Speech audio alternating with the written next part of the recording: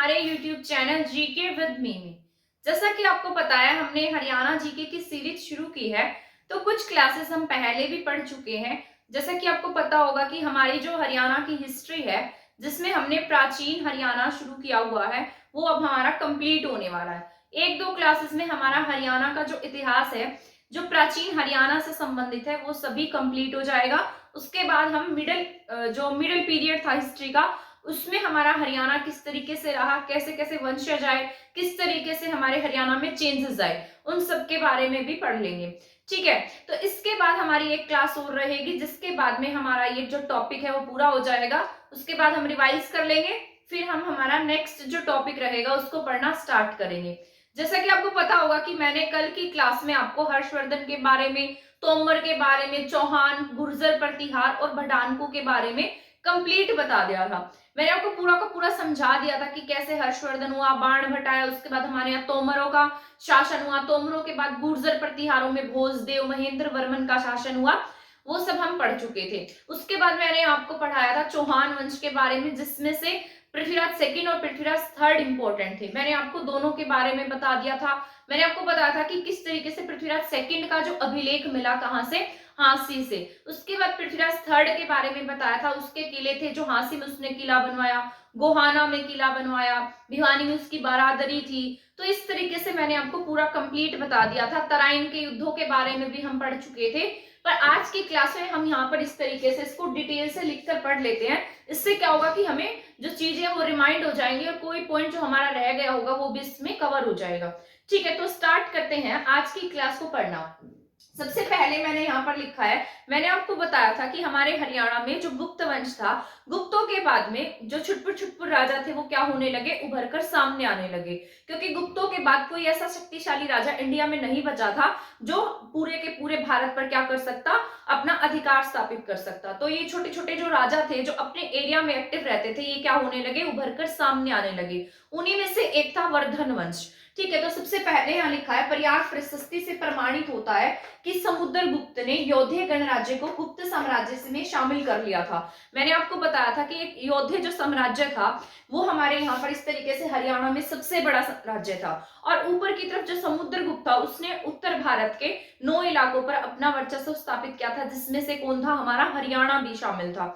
और हरियाणा में उसने किसको ऐड कर लिया, योध्या साम्राज्य को। तो हम कह सकते हैं कि जो समुद्रगुप्त था ना, उसने योध्या गणराज्य को अपने साथ में मिला लिया। और ये किस में लिखवाया उसने, अपनी प्रयाग प्रशस्ति में। प्रयाग प्रशस्ति इलाहाबाद में है, हरिशेन के द्वारा लिखी गई है। ठीक है, तो इसके बाद अब शुरू हो जाता है हमारे यहाँ पर पुष्यभूति वंश, जो वर्धन वंश भी हम इसे कहते हैं। ये 500 कुछ के आसपास यहाँ पर एक्टिव हुआ था, लेकिन हम इसे क्या पढ़ते हैं, छठी शताब्दी पढ़ते हैं। ठीक है, छठी शताब्दी में पुष्यभूति नाम के सेनापति ने, पहले क्या होते थे, सेनापति होते थे, ये किसी न किसी के क्या मिलते थे, सेनापति थे। ठीक है, और जब ये सेनापति बहुत ज्यादा क्या होने लगते, शक्तिशाली होने लगते थे, तो अपने ही किसी भी राजा को मारकर खुद क्या बन जाते, वहां का शासक बन जाते थे। ये एनसीईआरटी में कंप्लीट लिखा गया, जैसे सामंतवाद कहा गया है।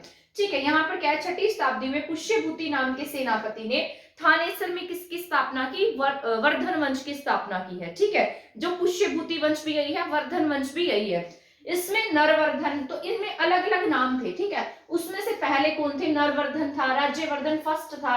इसके बाद में कौन आएगा, राज्यवर्धन सेकंड आएगा। और पहले कौन है, राज्यवर्धन फर्स्ट है, सबसे पहले नरवर्धन है। फिर इसके बाद में कौन आएगा, आदित्यवर्धन होगा। आदित्यवर्धन के बाद कौन आएगा, प्रभाकर वर्धन। अब ये प्रभाकर वर्धन वही है जो आगे जाकर इसका जो वंशज है वो फले फूलेगा, और बाद में ये हमारे हरियाणा में अपना अधिकार स्थापित करके रहेंगे। ये हरियाणा का ही नहीं बल्कि पूरे के पूरे उत्तर भारत के शासक बन जाएंगे। उसके बाद आएगा इसका बेटा राज्यवर्धन सेकंड, जिसके बारे में मैंने आपको बताया था, ये कन्नौज में गया था और वहां पर मारा गया था। ठीक है, इसके बाद आएगा हर्षवर्धन। इसके बाद हर्षवर्धन क्या कर लेगा, पूरे उत्तर भारत पर अपना अधिकार स्थापित कर लेगा और ये यहीं पर एक्टिव रहेगा। ठीक है, शासकों के प्रमाण मिले हैं, मतलब इनके क्या है, ये 6 शासक हो गए, नरवर्धन, राज्यवर्धन, आदित्यवर्धन, इसके बाद प्रभाकर वर्धन, इसके बाद में राज्यवर्धन, राज्यवर्धन के बाद में कौन आएगा, हर्षवर्धन। ठीक है, तो ये सभी 6 शासक हैं जिनके प्रमाण मिले हैं। और कौन सी शताब्दी में हुए थे, ये छठी शताब्दी में हुए। और वर्धन वंश जो है वो मजबूत कब हुआ है, प्रभाकर वर्धन के समय में। ठीक है, इसके बाद हर्षवर्धन के समय में ज्यादा एक्टिव होगा ये। हर्षवर्धन ने गौड़ शासक शशांक को पराजित किया और हुणों को भी पराजित किया था इसने। अगर पूछा जाए कि हुणों को पराजित करने का काम किसके द्वारा किया गया तो आप क्या टिक करेंगे, हर्षवर्धन के द्वारा किया गया। 1 सेकंड मार्कर चेंज कर लेती हूँ। ठीक है, तो हर्षवर्धन ने किसको मारा था, गौड़ शासक का नाम क्या था, शशांक, जो बंगाल में एक्टिव था। मैंने आपको बताया था जो शशांक था मालवा का शासक था, उन दोनों को मारकर हर्षवर्धन ने पूरे उत्तर भारत पर अपना अधिकार स्थापित कर लिया और अपनी बहन के पति के मौत का बदला भी ले लिया और अपनी राजधानी को उठाकर कहां ले गया, वो यूपी से थानेसर से कन्नौज में ले गया था। ठीक है, इसको पराजित किया। और इसने किसको पराजित किया है, हुणों को भी यहाँ से मतलब खदेड़ दिया, बाहर की तरफ भगा दिया, अपने हरियाणा या इंडिया में इसने नहीं आने दिया। हर्षवर्धन की मृत्यु के बाद युदु और कुरु वंश, इनसे आपको पता होगा कुरु वंश वही है ये जो मतलब जो यहाँ पर एक्टिव थे, जैसे योद्धे, अर्जुनायन और ये सभी किसके वंशज थे, कुरुओं के वंशज थे। तो कहीं कहीं पर छुटपुट ये एक्टिव होने लगे। ठीक है, तो युदु और कुरु वंश आया। इसके बाद गुप्त वंश के बाद में मैंने आपको बताया था यहाँ पर जो गुप्त वंश है वो खत्म हो जाता है और खत्म होने के बाद मैंने आपको ऐसे मैप ड्रॉ करके भी समझाया था कि बंगाल में कौन सा शासक था, फिर मालवा शासक था, ठीक है, असम में वर्मन शासक था और बंगाल में गौड़ नरेश था। उसी तरीके से हरियाणा में वर्धन वंश उभरकर सामने आ रहे थे। तो मैंने यहाँ पर लिखा है गुप्त वंश के बाद मोखरी, पुष्यभूति, गौड़, वर्मन वंश उभरकर सामने आए। तो इनमें कौन कौन थे, हमारे वर्धन वंश था, ठीक है, वर्धन, मोखरी थे, पुष्यभूति थे, पुष्यभूति वही वर्धन वंश ही है। इसके बाद गौड़, वर्मन वंश आए। इसके बाद में वर्धन वंश का संस्थापक कौन हुआ है, प्रभाकर वर्धन। ठीक है, प्रभाकर वर्धन, और इसने अपनी राजधानी कहाँ बनाई है, थानेसर में बनाई है। इसके बाद इसका बेटा इसकी राजधानी को कहाँ ले जाएगा, कन्नौज में ले जाएगा। ठीक है, परंतु इसका शक्तिशाली जो राजा है प्रभाकर वर्धन था, जिसने परम भट्टारक, किसकी उपाधि धारण की, परम भट्टारक की। इसकी स्थापना किसके द्वारा की गई है, प्रभाकर वर्धन के द्वारा। और शक्तिशाली राजा कौन हुआ इसके समय में, ये खुद प्रभाकर वर्धन था। ठीक है, इसने किसकी जो उपाधियां धारण करते थे उसी तरीके से इसने खुद को क्या कहा है, महाराजा अधिराज और पट्टा क्या नाम है इसका, पट्टा परम भट्टारक। ठीक है, क्या नाम है इसका, परम भट्टारक, और साथ साथ महाराजा अधिराज की उपाधियां इसने ग्रहण की, मतलब धारण की। ये क्या करते थे, अपने आप को बड़ा दिखाने के लिए कोई ना कोई उपाधि धारण कर लेते थे। जैसे शिवाजी ने की थी छत्रपति की उपाधि, जिससे कि उसका नाम हुआ, तो उसे किस नाम से जानते हैं आज भी हम, छत्रपति शिवाजी के नाम से जानते हैं। उसी तरीके से जो वर्धन वंश था उन्होंने परम भट्टारक की उपाधि और साथ साथ महाराजा अधिराज की उपाधि धारण की थी। उसी तरीके से मैंने आपको बताया था चंद्रगुप्त सेकंड ने खुद को कौन सी उपाधि दी है, विक्रमादित्य की। तो ये क्या देते थे, अपने आप का मान सम्मान बढ़ाने के लिए उपाधियां देते थे। ठीक है, ताकि इनका बोलबाला हो। इसके बाद वर्ष 606 ईस्वी में हर्षवर्धन शासक बना। मैंने आपको बताया था 605 में इसकी भाई की डेथ हो जाती है और अपने भाई की डेथ के बाद में 606 ईस्वी में जो हर्षवर्धन है वो क्या बन जाता है, यहाँ पर शासक बनता है। इसके बाद यहाँ पर ये शिलादित्य के नाम से, इसको किस नाम से जाना गया, शिलादित्य के नाम से भी जाना गया था। इसने भी कौन सी उपाधि धारण की, परम भट्टारक की, जो इसके पिता ने भी धारण की थी और फिर इसने भी धारण की है। ठीक है, तो स्टार्टिंग से ही कौन सी उपाधि लेकर आ रहे थे, परम भट्टारक की। तो ऐसे ही हर्षवर्धन को शिलादित्य कहा गया और इसने कौन सी उपाधि धारण की है, परम भट्टारक की उपाधि धारण की। इसके बाद हर्षवर्धन ने शशांक को पराजित करके कन्नौज को अपनी राजधानी बनाया। ये मैंने आपको बता ही दिया है कि इसने किसको पराजित किया था, बंगाल, जो यहाँ पर बंगाल का शासक था गौड़ नरेश शशांक, और साथ साथ मालवा के देवगुप्त को भी इसने मार दिया था और अपनी राजधानी थानेसर से कहाँ ले गया, कन्नौज में ले गया। इसके बाद ये गुप्तों के सामंत थे, पुष्यभूति ने थानेसर में महादेव मंदिर बनवाया। मैंने आपको बताया था कि ये सामंत होते थे और सामंत शक्तिशाली हो जाते थे तो अपने राजा को मारकर खुद ही क्या बन जाते थे, वहां पर राजा बनकर बैठ जाते थे या शासक बन जाते थे। ठीक है, तो पुष्यभूति ने कहा थानेसर में एक मंदिर बनवाया, महादेव मंदिर। उसका आगे चलकर जो पुनरुद्धार है वो किसके द्वारा कराया जाएगा, सदाशिव राव भाव के द्वारा। ये सदाशिव राव भाव क्या था, मराठा है ये। और आपको पता है कि मराठों के समय में जो पंजाब है और पूरा का पूरा एरिया जो था ना वो मराठों के अंडर में आ गया था। बाद में 1803 में सूरजीन गांव की संधि के तहत जो ये क्या नाम है इसका, हमारा हरियाणा है, यूपी है, जितना भी एरिया था ना जहां तक मराठे एक्टिव थे, उन्होंने वो एरिया किसको दे दिया, अंग्रेजों को, BIC को दे दिया था। तो वो हम पढ़ेंगे आगे जब हम मॉडर्न फेस पढ़ेंगे। ठीक है, तो उसमें पढ़ेंगे। तो उसी में कौन हुआ था, सदाशिव राव भाव। बाद में इसके द्वारा महादेव मंदिर का क्या कराया जाता है, पुनर्निर्माण कराया गया। ठीक है, आई होप यहाँ तक के पॉइंट्स जो है वो आपको समझ में आ गए होंगे। इसके बाद हम आगे पढ़ लेते हैं। इसके बाद यहाँ पर मैंने अब यहाँ पर लिखा है प्रभाकर वर्धन के बारे में। मैंने आपको कल स्टोरी की फॉर्म में भी समझाया था, प्रभाकर वर्धन के 3 बच्चे थे, जिसमें से सबसे बड़ा था राज्यवर्धन, फिर थी इसकी बेटी राज्यश्री, और उसके बाद में कौन हुआ, हर्षवर्धन। ठीक है, ठीक है, तो जो हर्षवर्धन था ना 606 में क्या बनता है, ये राजा बन जाता है, और 606 में राजा बनने के बाद ये 647 तक रहेगा। 647 में इसकी डेथ होगी, 606 में अपने भाई की डेथ के बाद में क्या बन जाएगा, यहाँ पर राजा बनेगा। और 605 में कौन बना था, राज्यवर्धन बना था, लेकिन ये अपनी बहन की मौत का बदला लेने के लिए कन्नौज जाता है, और वहां पर बंगाल शासक जो शशांक है वो इसको फंसाकर इसकी हत्या करवा देता है। ठीक है, और उसके बाद में हर्षवर्धन 16 साल की उम्र में क्या बन जाता है, शासक बन जाता है। ठीक है, इसके बाद इसकी माता जो थी ना उसका नाम क्या था, यशोमती था, जो मालवा की क्या थी, राजकुमारी थी, मतलब मालवा के शासक की पुत्री थी, मालवा की थी। ठीक है, और यहाँ पर इसके टाइम पीरियड में जो हर्षवर्धन है ना,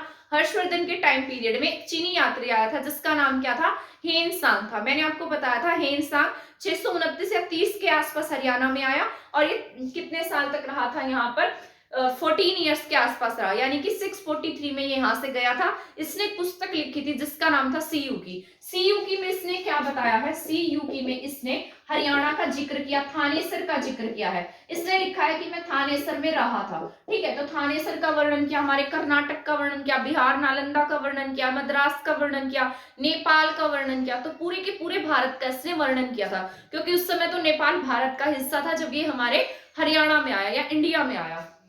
606 में हर्षवर्धन ने कन्नौज को अपनी राजधानी बनाया। अब मैंने आपको बताया था 606 में जब ये लड़ाई करने जाता है और सबको मारकर कन्नौज पर अपना अधिकार स्थापित कर लेता है, और वहां पर अधिकार स्थापित करने के बाद ये अपनी राजधानी थानेसर से कहां ले जाता है, कन्नौज में ले जाता है, क्योंकि बहुत बड़ी टेरिटरी मिल गई अब इसको वहां पर खाली। ठीक है, 633 ईस्वी में हर्षवर्धन ने वल्लभी गुजरात पर आक्रमण किया। कहां पर आक्रमण किया इसने, वल्लभी गुजरात में। सॉरी, एक बार मार्कर चेंज कर लो, मैं आज मार्कर नहीं चल रहा। 633 में हर्षवर्धन ने कहां पर, वल्लभी गुजरात में आक्रमण किया। ठीक है, और यहाँ पर इसकी जो लड़ाई है ना, हर्षवर्धन की लड़ाई चालुक्य नरेश पुलकेशिन सेकंड के साथ में हुई। ये भी मैंने आपको बताया था, पुलकेशिन सेकंड जो चालुक्य वंश का था, चालुक्य शासक था, चालुक्य नरेश था, पुलकेशिन सेकंड, इसके साथ में नर्मदा नदी के तट पर इसकी क्या हो जाती है, लड़ाई होती है। ठीक है, मैंने आपको बताया था हर्षवर्धन ने पूरे उत्तर भारत पर अपना वर्चस्व स्थापित कर लिया, तो इसको लगा क्यों ना मैं दक्षिण की पट्टी में जाऊं और वहां पर भी मुझे सफलता हासिल हो जाए। तो इस वजह से वो कहाँ गया, दक्षिण की पट्टी के पास में गया और वहां पर हार गया। पुलकेशिन सेकंड ने अपनी जीत की खुशी में क्या लिखवाया, एक अभिलेख लिखवाया, जिसे हम किस नाम से जानते हैं, ऐहोल अभिलेख। ठीक है, तो ऐहोल अभिलेख में इसने क्या कराई है, खुद की बड़ाई कराई है चालुक्य नरेश ने। उसे लगा कि मैं इतने बड़े राजा से जीत गया, तो क्यों ना मैं एक प्रशस्ति मतलब एक अभिलेख लिखवाऊं जिसमें मैं अपनी प्रशंसा करूं, गुणगान करूं कि मैंने इस तरीके से उत्तर भारत के एक प्रमुख जो शासक था उसको हरा दिया था, जो कन्नौज की बेल्ट में था, जिसकी राजधानी कन्नौज थी। तो 634 से 35 के बीच में ये लड़ाई हुई, और कौन सी नदी के किनारे हुई है, नर्मदा नदी के किनारे। तो आपको ये पॉइंट याद रखना है, नर्मदा नदी वाला। क्या पता पूछ ले कि ये लड़ाई कौन सी नदी के किनारे हुई, और आपने ना पढ़ा हो तो आपको याद ही ना रहे, तो कहाँ हुई है, नर्मदा नदी के किनारे। इसके बाद हर्षवर्धन जो है इसकी डेथ कब होती है, 647 में होती है, मैंने आपको ऊपर भी बताया था।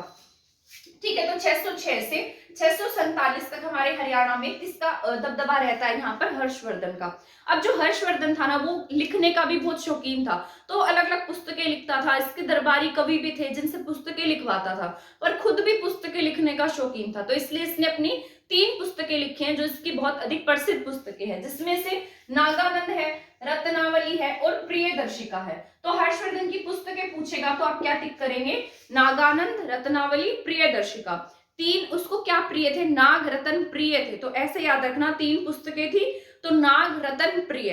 नाग रतन प्रिय किसे थे, हर्षवर्धन को थे। तो हर्षवर्धन ने कितनी पुस्तकें लिखी हैं, 3 पुस्तकें लिखी हैं, जिसका नाम नागानंद, रत्नावली, साथ में प्रियदर्शिका। इसके साथ साथ बाणभट्ट ने हर्षचरितम लिखे। इसमें कंफ्यूज मत होना, कभी हर्ष की पुस्तक में हर्षचरितम को टिक कर दो। हर्षवर्धन ने 3 पुस्तकें लिखी हैं। इसके बाद इसका दरबारी कवि था बाणभट्ट, जिसने पुस्तक लिखी थी हर्षचरितम, जो संस्कृत में लिखी गई थी, और इसमें 8 अध्याय थे। मैंने आपको बताया था 3 अध्यायों में इसके फैमिली के बारे में बताया गया है, और आगे की जो 5 चैप्टर्स है ना, 5 अध्याय है, वो किसके बारे में बताते हैं कि किस तरीके से इसका प्रशासन था, हर्षवर्धन कैसा राजा था, कैसे इसने विजय प्राप्त की। तो वो सभी बातें किसमें लिखी गई, आगे के 5 चैप्टर्स में लिखी गई हैं।